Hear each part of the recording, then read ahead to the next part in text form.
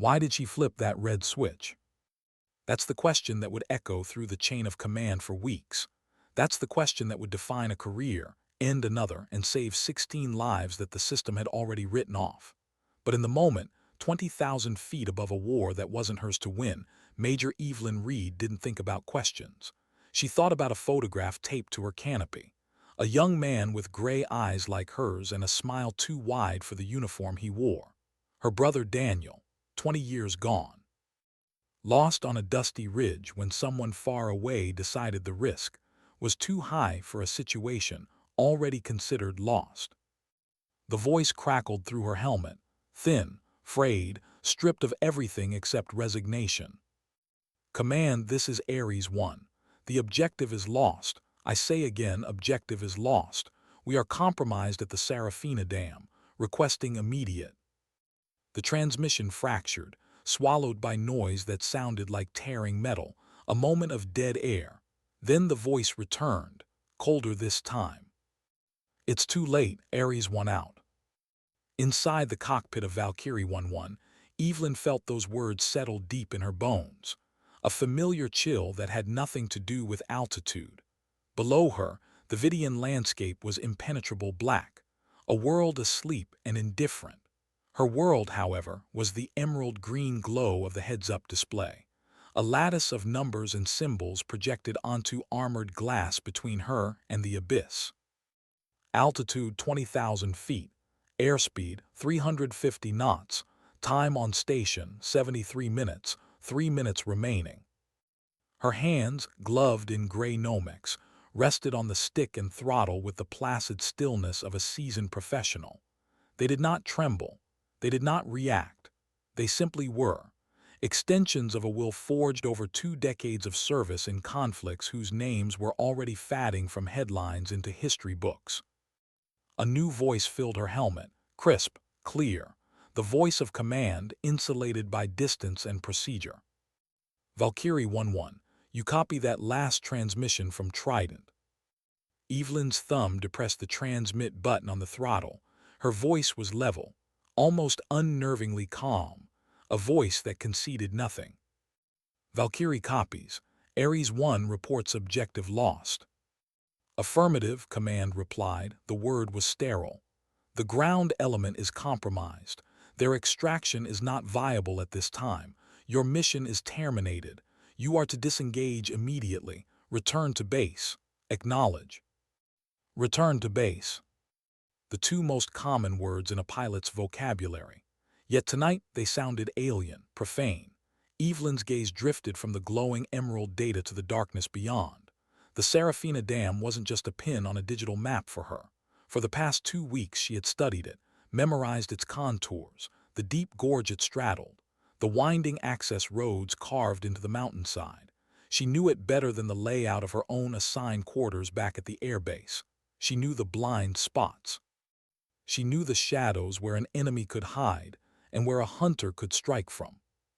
Her fingers moved with quiet deliberation across a console to her right, calling up the feed from the lightning targeting pod slung beneath her A-10's fuselage. The world of abstract green symbols collapsed into a grainy, high-contrast image. The thermal view, white-hot signatures, small constellations of human heat clustered behind the concrete retaining walls of the dam's western abutment. The seal's Trident. Then she panned the camera, her thumb guiding the crosshairs with surgical precision, moving up the ridge that overlooked their position. And there they were, not one cluster of enemy heat but 3, 4. A pincer movement flowing down the slopes like fingers closing into a fist. The seals hadn't just been compromised. They had been herded into a kill box. Command couldn't see this. Their satellite imagery was minutes old. Their intelligence was based on a plan that had evaporated on contact with reality. But she could see it. She was the eye in the sky, the only one who saw the geometry of the coming slaughter. Her gaze flickered to the top right corner of her canopy frame. Taped there, held by strips of yellowed, brittle adhesive, was the photograph. Daniel, his uniform crisp and new, that smile. lost after command had called off air support, deeming the risk too high for a situation already considered lost. It's too late. The phrase echoed not from the radio but from the hollow chamber of her memory, the same words, the same verdict delivered by a calm, distant voice. She looked back at the thermal feed. The white-hot signatures of the enemy were creeping closer. The SEALs were holding their fire, conserving ammunition, unaware of the net tightening around them. They were the best of the best, but they were blind, and they were about to die. The voice from command crackled again, impatient this time. Valkyrie 1-1, do you acknowledge the order to return to base? Evelyn Reed took a slow, deep breath. The recycled air of the cockpit tasted of ozone and regret. She could follow the order. She could climb to a safe altitude, turn her formidable war machine toward home, and live to fly another day. It would be the correct, professional, and survivable thing to do. Her report would note that she had obeyed protocol. No one would blame her. No one but herself. Her thumb moved from the radio switch to another, lower on the stick. It was a small, guarded button encased in a red metal ring, the master arm switch. She flicked its cover up. The switch beneath was a dull, unassuming black. She keyed the transmitter again. Her voice, when it came, was just as calm as before, but it carried a weight that defied 20,000 feet of empty air. It was the sound of a decision from which there was no return. Command negative. The silence that followed was absolute. It was the silence of a severed line, of a rule broken, of a lone pilot choosing to fly into the storm rather than away from it. Below her, the A-10 Thunderbolt II, the Warthog, dipped its nose toward the dark, unseen earth and began its descent. What makes someone ignore a direct order? 6 hours earlier, that question would have seemed absurd. 6 hours earlier, the world still made sense. Before the sun breached the horizon, the air at Altyrek Air Base was already thick with the smells of burnt kerosene and hot dust. The pre-dawn cool was a fleeting memory, banished by the thermal mass of the concrete tarmac. It was a place of controlled chaos, of APU whines and the clatter of maintenance carts. But for Evelyn Reed, it was a sanctuary. This was where she communed with her machine. She was performing her pre-flight walk-around, a ritual she conducted with the meticulousness of a priestess. Her A-10, tail number 780,615, sat squat and menacing under the floodlights, an ugly, honest brute of an aircraft. It was not designed for elegance or speed. It was designed to survive. Its skin was a patchwork of scarred panels and rivet lines, each one a testament to a long, hard life. To the younger pilots zipping past in their sleek gray F-16s, it was a museum piece. To Evelyn, it was the only thing that had never lied to her. Her gloved fingers traced the leading edge of the wing, feeling for imperfections. She ran her hand over the massive fan blades of the twin turbofan engines mounted high on the fuselage like a monstrous backpack. Her movements were slow, deliberate, unhurried. "Look at her." A voice cut through the morning air. Lieutenant Jake Raptor Mitchell, all youthful confidence and swagger, gestured with his chin toward Evelyn. He and his wingman, Lieutenant Simon Viper Ross, were leaning against a supply crate, sipping coffee from paper cups. "She checks that thing like she's expecting it to fall apart on the taxiway." "It probably is," Viper chuckled. "Things older than my dad. Why do they even keep these warthogs flying?" "Because nothing else can do what they do," Raptor conceded, though his tone was dismissive. "Still, Major Reed, she's a relic flying a relic, all by the book. Never seen her crack a joke, never seen her hurry. It's like she's permanently flying at half speed." Their eyes were on her, but Evelyn didn't notice, or didn't care. Her attention was consumed by the machine in front of her.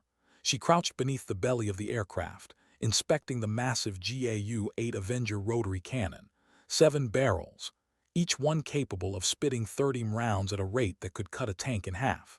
The gun was so large, the aircraft was essentially built around it. An entire plane designed to deliver one devastating instrument of precision violence. She stood, wiped a smudge of hydraulic fluid from the landing gear strut, checked the seals on the fuel tanks.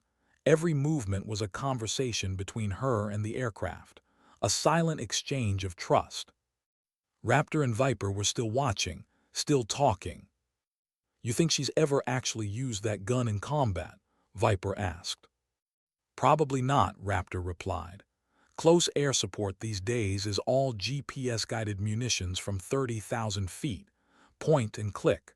The Warthog's whole low and slow gun run thing, that's ancient history, too dangerous, too close to the fight." What they didn't know, what they couldn't know, was that Evelyn had used that gun 17 times across 3 deployments. She had felt the airframe shudder as the Avenger roared to life. She had watched the tracers arc down like a stream of molten light. She had saved convoys, broken ambushes, held the line when everything else had failed. But she didn't talk about it.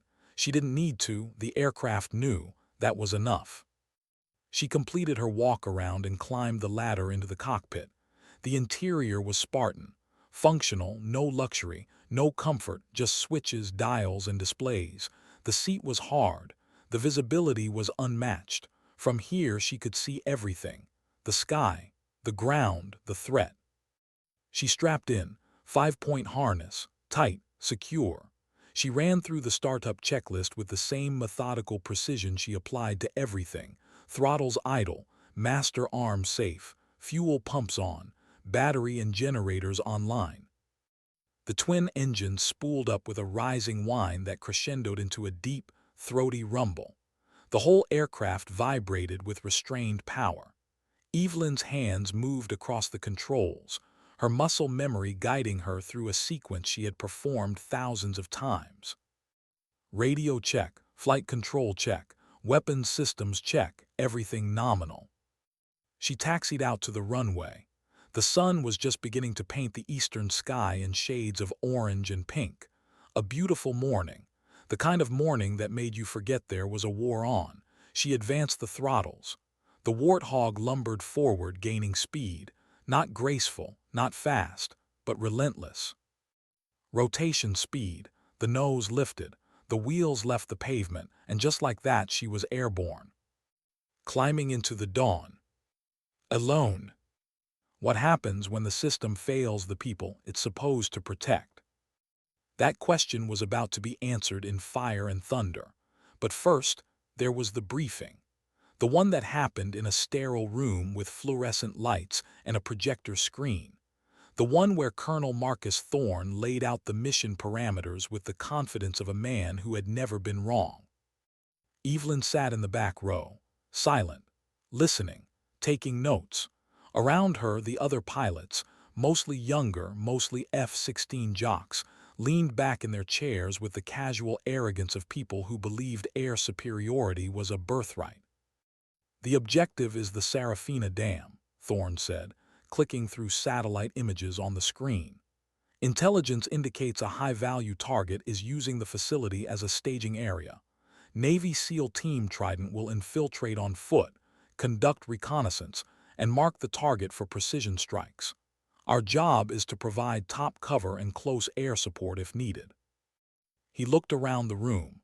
His gaze lingered on Evelyn for a moment, dismissive, as if her presence was a bureaucratic necessity rather than a tactical asset. "This is a low-risk operation," he continued. "The enemy in this sector is disorganized, poorly equipped. Air defenses are minimal. We'll have satellite overwatch, drone coverage, and a rapid reaction force on standby. By the book, clean, in and out." By the book. Evelyn wrote those words in her notepad, underlined them. She had heard variations of that phrase her entire career, and she had learned, through blood and loss, that the book was written by people who had never been shot at. "Major Reed." She looked up. Thorne was staring at her. "You'll be flying solo close air support. Orbit at 20,000 feet. Loiter time 90 minutes. If Trident calls for fire support, you provide it. If they don't, you RTB. Simple enough." "Yes, sir," she replied. Her voice was even, professional. "Good, any questions?" No one raised a hand. The briefing was over. The pilots filtered out, heading to the flight line. Evelyn remained seated for a moment, staring at the satellite image of the Serafina Dam still frozen on the screen. She studied the terrain, the elevations, the approach angles. Something felt wrong. She couldn't articulate it. Not yet. But there was a dissonance between the clean, sanitized image on the screen and the messy, chaotic reality of combat. Intelligence said the enemy was disorganized, but organized or not, desperate men with guns could still kill. She stood, collected her flight gear, walked out into the harsh morning light. Raptor and Viper were near their F-16s, laughing about something. They saw her approach, and their laughter faded into smirks. "Hey, Major," Raptor called out. "Try not to fall asleep up there. We know the Warthog's not exactly thrilling to fly." Evelyn didn't respond. She just walked past them, climbed into her cockpit, started her checklist. They didn't understand. Speed wasn't the point. Firepower wasn't the point. Survival was the point. And survival meant preparation. It meant knowing your aircraft, trusting your instincts, and never ever assuming the book had all the answers. Hours later, she was at altitude, orbiting in the darkness, listening to the SEALs' radio chatter as they moved into position, professional, calm, confident. Until the ambush. Until the voice that said, "It's too late." Until the moment she had to choose between the book and the promise she made to a ghost. She chose the promise. And when her A-10 dipped its nose toward the Earth, the real mission began. How do you attack an enemy you can't see? The answer, Evelyn knew, was simple. You make them reveal themselves. You bait the trap. You become the target. The descent was smooth, controlled. She pushed the stick forward gently, trading altitude for speed. The altimeter unwound. 19,000 feet. 18. 17. The darkness below resolved into vague shapes. Mountains, valleys, the snaking thread of a river reflecting starlight. She armed her weapon systems. The master arm switch was already live. Now she selected her ordnance. High-explosive rockets on the outboard pylons, guided bombs on the inboard stations. And the gun, always the gun. The targeting pod's thermal feed painted the battlefield in stark contrast. White-hot enemy signatures were still moving down the ridge, converging on the SEAL's position. She could see Trident now, clustered behind the dam's retaining wall. 16 men, pressed into cover, conserving ammunition, waiting for an extraction that wasn't coming. "Valkyrie 1-1, this is Ares 1. The voice was different now, strained, tight with controlled fear. "We are taking effective fire from multiple directions. We have wounded. Request immediate close air support." Evelyn keyed her mic. "Ares 1, Valkyrie, I'm inbound, 30 seconds. Mark your position with IR strobes." There was a pause. Then, "Valkyrie, be advised, command has ordered you to disengage. Are you still on station?"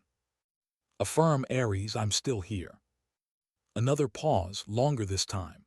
Then quietly, "Copy that, Valkyrie. IR strobes active. God bless you." Evelyn didn't respond. She was too focused on the geometry of death unfolding on her screen. The enemy was moving in a classic pincer. Two groups descending from the high ground on either side of the dam. A third group blocking the access road. It was textbook. Brutal. Effective. But there was a flaw. There always was. The enemy thought they owned the night. They thought they were the hunters. They had no idea that 20,000 feet above them a predator had been watching, learning, waiting. She banked hard left, rolled the aircraft onto its side, pulled the nose down toward the first group of enemy fighters. The altimeter spun faster now. 15,000, 12, 10. The air grew thicker, the ride rougher. At 8,000 feet, she leveled out, lined up her attack run.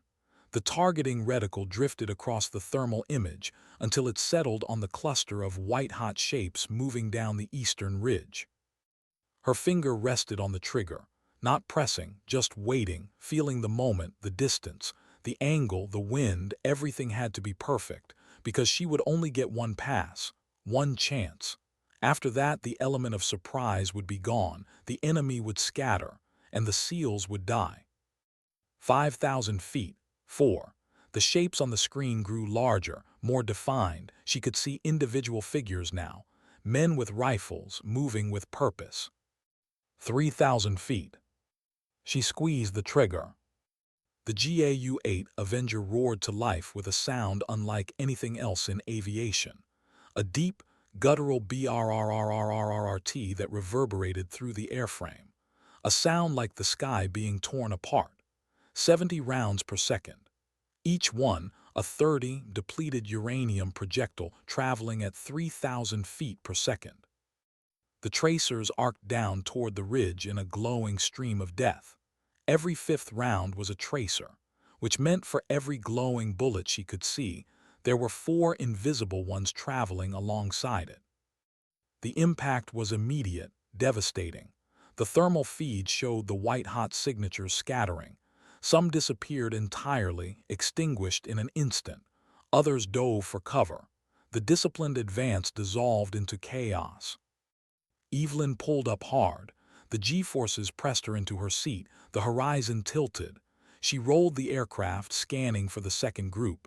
There, Western Ridge, still advancing, still unaware of what had just happened to their comrades.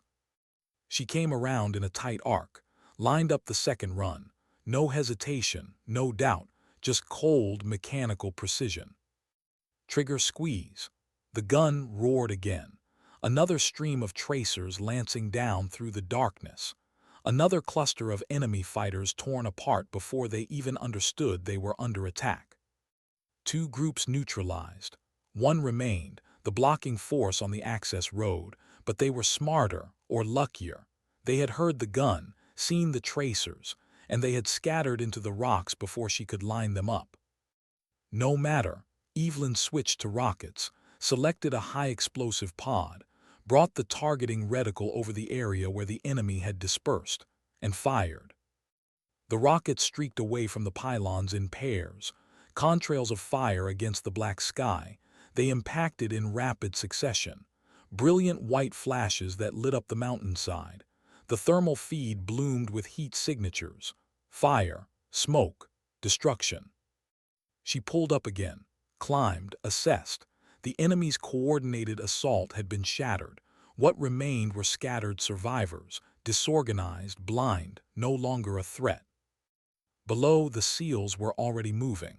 She could see them on the thermal feed, extracting from cover, forming up, beginning their withdrawal under the cover of the chaos she had created. Valkyrie Ares 1. The voice was breathless, disbelieving. I don't know what the hell you just did, but targets are scattered. We are moving to alternate extract point Zulu. How copy? Good copy, Ares. I'll stay overhead. Anyone shoots at you, I'll handle it. Roger that, and Valkyrie, thank you. Evelyn didn't respond. She just climbed back to a safe altitude, circled, watched. The SEALs moved through the darkness like ghosts, disciplined, professional, alive.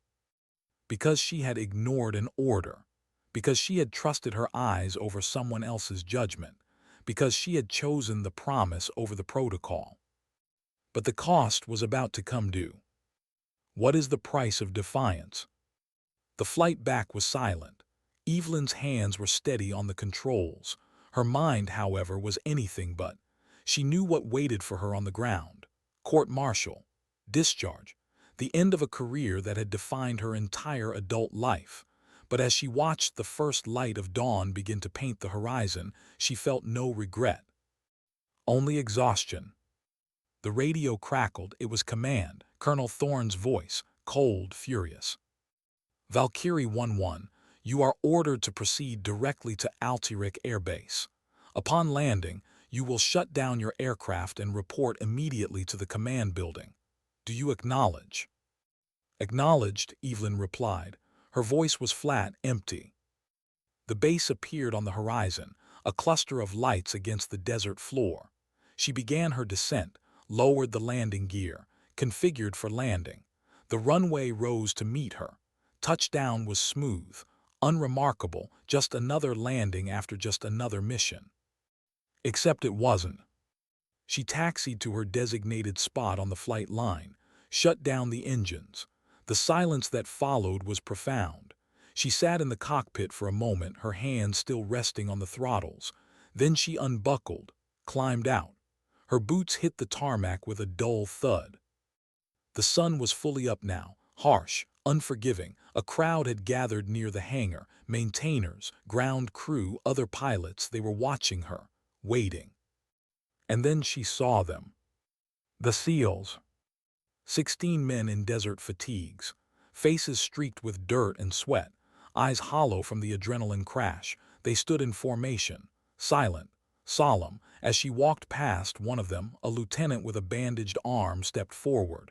He didn't salute, didn't speak. He just nodded, a single, deliberate gesture of respect. The others followed, one by one, 16 nods, 16 silent acknowledgments of a debt that could never be repaid.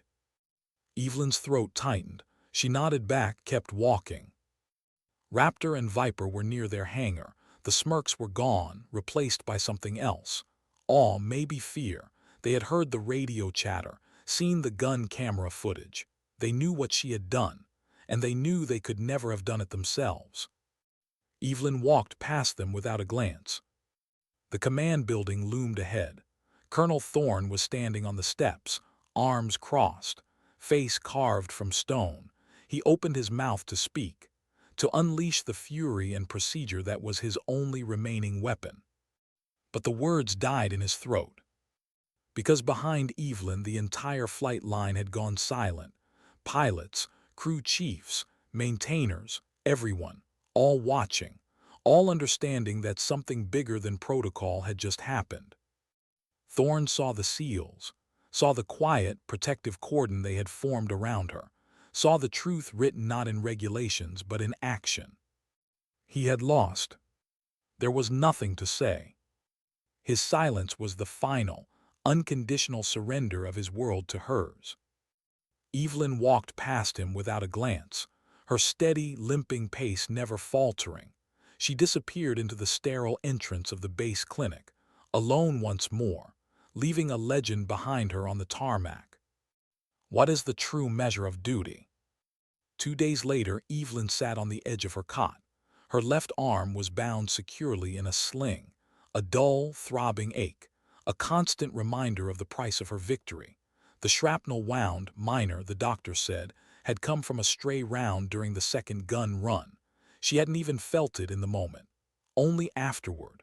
Only when the adrenaline faded and the body remembered it was human. The base beyond her window had returned to its normal rhythm, jets taking off, machinery humming, the sounds of a world that had already moved on. Her room was just as it had been before, impersonal, transient, a place for a soldier to rest between battles. But it was not the same. She was not the same. On the small nightstand, her worn wooden box sat open. Inside, next to the faded photograph of Daniel and the threadbare patch of the Ghost Riders, a new object rested. A simple circular patch, black fabric embroidered with the golden trident and anchor of the Navy SEALs. Someone had left it on the table outside her door at the clinic while she slept.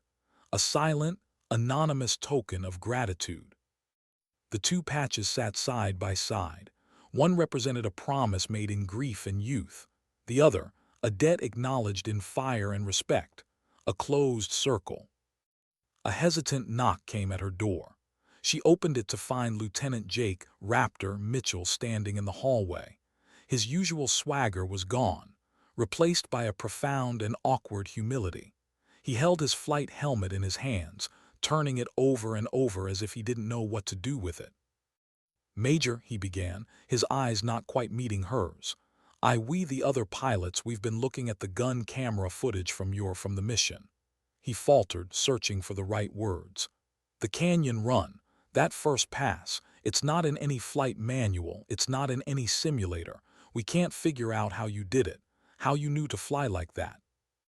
It was his way of asking for forgiveness. his way of admitting how wrong he and the world he represented had been about her. Evelyn's gaze drifted from the young pilot's face to the two patches on her nightstand. The answer he wanted wasn't about aerodynamics or G-forces. It was about something older, something the manuals could never teach. "The Air Force gives you a book of rules for a reason, Lieutenant," she said quietly, no accusation in her voice. "Most days, following those rules is what keeps you alive. They're written in the blood of people who learn the hard way. Your job is to know that book backwards and forwards." She paused, letting him absorb the words. "But your duty," she continued, finally meeting his eyes, "is to know the one day when following the book is going to get someone else killed. The hard part isn't learning how to fly. It's learning to recognize that day when it comes." Raptor stood speechless for a long moment, the simple, profound truth of her words settling over him. He finally seemed to understand that she operated on a different moral calculus, one forged in a crucible he had never had to face. He gave a single, sharp nod of understanding. "Thank you, Major." He turned and walked away, no longer just a pilot, but a student. Evelyn closed the door.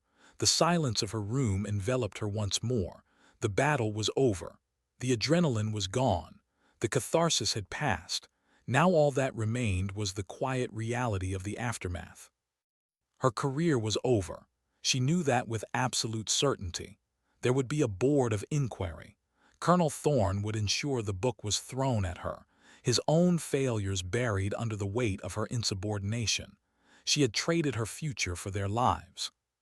She picked up the photograph of Daniel, her thumb gently tracing the edge of his smiling face, now safe behind the fractured glass of her memory. She had finally answered the crushing silence of his death with the righteous thunder of her actions. The promise was kept. But as she looked at his youthful, untroubled eyes, the final lingering question settled in her heart, a fragment of the battle that would remain with her forever. She had defied her orders, her oath to a system, to uphold a promise made to a ghost. She had saved 16 men, and in doing so had perhaps saved a part of her own soul. But was it an act of ultimate loyalty or ultimate betrayal? The answer did not reside in the sky or in the roar of a cannon. It resided in the quiet, unbreakable space between two patches resting side by side in a small wooden box. In the end, Evelyn Reed was left alone in the quiet, with only the silence and the weight of her choices for company. Her story isn't one of grand parades or public glory. It is a testament to a deeper, more personal form of honor, the kind that is earned in solitude and paid for with immense sacrifice. Her journey through that canyon forces us to ask ourselves a difficult question. What is the true measure of duty? Is it found in perfect adherence to the rules, or in the courage to break them when a human life hangs in the balance? Her story is a powerful reminder that the most profound acts of heroism are often performed not for a flag or a medal, but for a promise made to a memory, for the faces of the people you have sworn to protect. Our world is full of these quiet professionals, these unsung heroes who make impossible choices in moments that are never recorded in the official histories. They are the bedrock of our society, the guardians who stand the watch while the rest of us sleep. Their integrity, their only witness. Sometimes dignity doesn't speak, it simply acts.